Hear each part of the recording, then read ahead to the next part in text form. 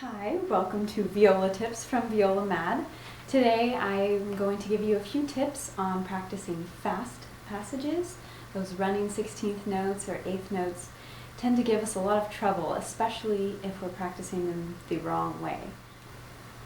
First things first, once you decide on the passage that you like to practice, very carefully tune each note.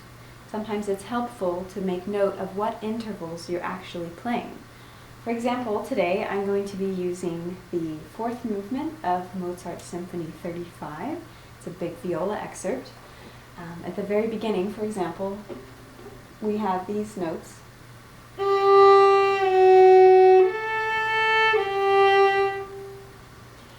I'm playing a minor second, minor third, major second.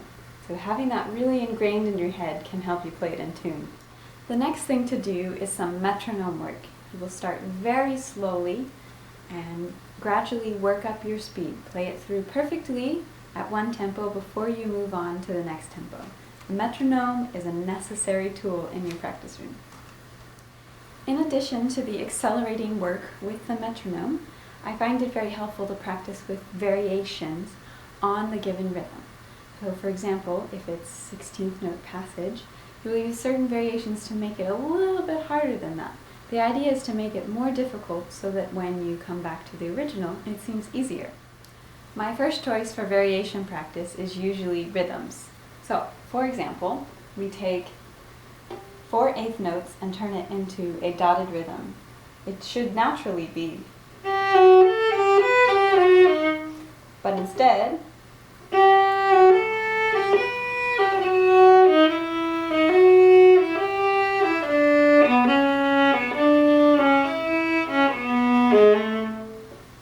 it's a good idea to also do this with the metronome. You can also flip the rhythms.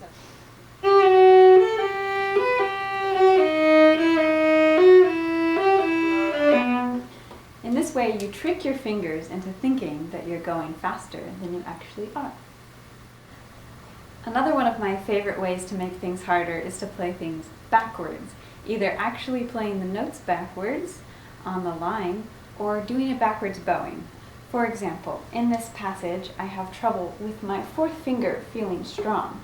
So instead of playing it regular,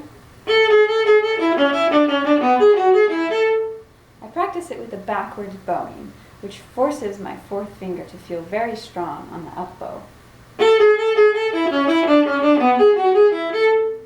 It feels very awkward, but when I go back to down bow, it's much easier. Never forget that in all of your fast passage work, sometimes the problem is not only in your left hand, it could also be coming from the right hand. So for that, I practice by stopping at the string crossings. So just for example, if I'm playing here, cross, cross,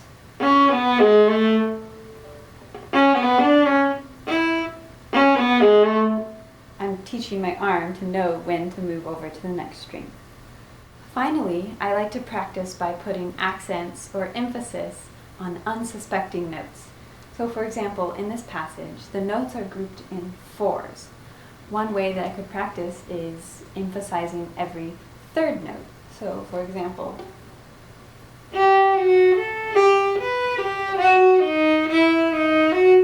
and so on.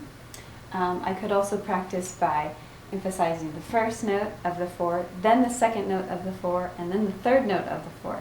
This one drives me crazy.